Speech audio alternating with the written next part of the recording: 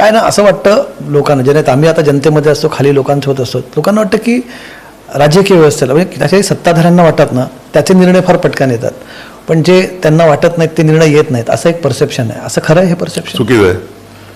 माझ्याकडे आता तुम्ही 6-6.5 वर्षातले निकाल बघाल तर शासनाच्या विरुद्धही कितीतरी दिलेले निकाल आहेत, काही शासनाच्या बाजूनी असतील. म्हणजे तुम्हाला ज्यावेळेला एन्फोर्समेंट डायरेक्टरचं जी टर्म वाढवण्यात कंटिन्युअसली वाढवल्या जात होती, PMLA ईडीचे जे डायरेक्टर आहेत, तर ते जजमेंट माझं आहे. I decided it within a short period holding that the tenure of the ED cannot be endlessly continued. बाकी अनेक जजमेंट आहेत ते पॉलिटिकल मॅटर्समध्ये ज्या विरोधी पक्षाच्या लोकांना ते अनेक दिवस जेलमध्ये पडलेले होते PMLAच्या मॅटर्समध्ये, त्यांना बेल मी दिलेल्या आहेत.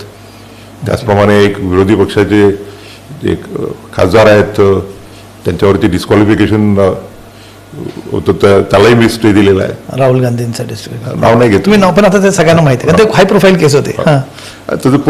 कित्येक पॉलिटिशियन्सला दिलं. मी नेहमीच म्हणत आलेलं आहे की the court should not be permitted to be turn in to battle ground for political battles. जे राजकीय आहेत तुमचे ते battles, they should be fought before the elected.